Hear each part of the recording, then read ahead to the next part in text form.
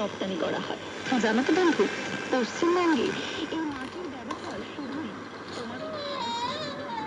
কে? দাঁড়াও, একটু পেছনে যাওয়া যাক। 3 বন্ধু ঠিক করলো গরমের ছুটিতে তারা দার্জিলিং যাবে।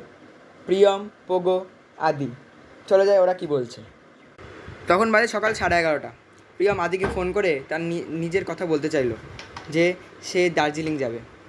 হ্যালো আদি, আয় তো, পোগোকে নিয়ে আয়, একটা কথা আছে।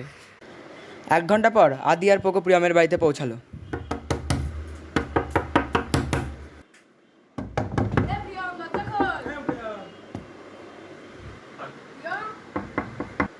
হ্যাঁ দাঁড়া, যাচ্ছি। প্রিয়ম আদি আর পোগোকে ডেকে ঘরে বসালো। কেন ডাকলি আমাদের? খুব কাশি হয়েছে আসলে। আরে আসলে আমার মনে হচ্ছিল একটু দার্জিলিং যাওয়া যাক, গরমের ছুটি পড়ে গেছে। আমিও তাই ভাবছিলাম। তাহলে কবে যাচ্ছিস? দেখি কবে যাওয়া যায়। তাহলে এক কাজ কর, পরের সপ্তাহে যাই। আর দেখি। খানিকক্ষণ কথা বলার পর প্রিয়ম টিকিট কাটতে গেল, আদি হোটেলটা বুক করলো, আর পোগো সব গোছগাছ করতে গেল ঘুরতে যাওয়ার জন্য। আজকে পরের সপ্তাহ চলে এলো, সোমবার আজকে 3 বন্ধুর যাবার দিন দার্জিলিংয়ে। সবাই স্টেশনে চলে এসছে, কিন্তু প্রিয়ম এখনও আসেনি। আদি প্রিয়মকে ফোন লাগায়। হে প্রিয়ম, কোথায় তুই? তাড়াতাড়ি আয়, ট্রেন চলে আসছে।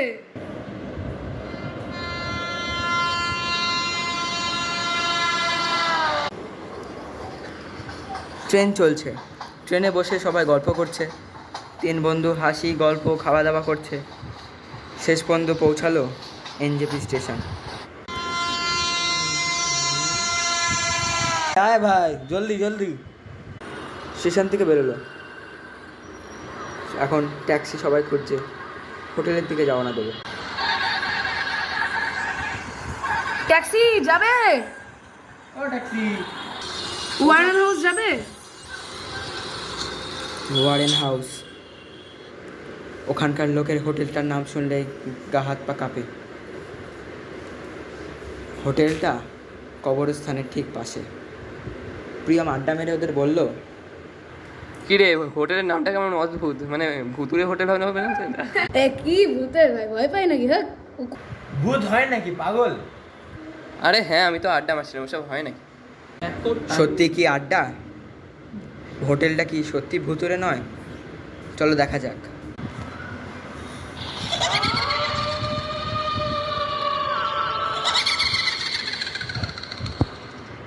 এরকম আড্ডায় আর কি মারতে মারতে হোটেল পৌঁছে গেল।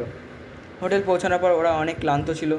ট্রেনে সারা দিন সারা রাত ওরা জার্নি করেছে, তাই ওরা প্রথমে ফ্রেশ হয়ে নিয়ে তারপরে ওরা নিচে খেতে গেল। ওদের রুম নাম্বার ছিল 322। ওরা খুবই খুশি, খুব আনন্দ করবে এই মনোভাব নিয়ে এসেছিলো দার্জিলিংয়ে। ওয়েদারটা খুবই মনোরম, চারিদিকে ঠান্ডা হাওয়া দিচ্ছে আর চারিদিক চুপচাপ। হোটেলটাও যেমন কেমন একটা কোমর টাইপের, লোকগুলোও সেরকম কেমন একটা। সামনেই ছিল কবরস্থান, তাও চারিদিকটা কেমন একটা ভুতুরে টাইপের ব্যাপার স্যাপার। ওরা ভাবলো যে খাওয়া দাওয়া হওয়ার পর একটু রেস্ট নিয়ে সন্ধেবেলার দিকে ওরা কবরস্থানের ওদিকে ঘুরতে যাবে। সামনে একটা চার্চও ছিল, তো ওখানেও যাবে একটু ঘুরতে। চার্চে যাওয়ার পর ওদের একটা ফাদারের সাথে দেখা হলো। ফাদারটা বলল, সাবধানে যেও বাবা। বলছি, চার্চ কি এখন বন্ধ রয়েছে?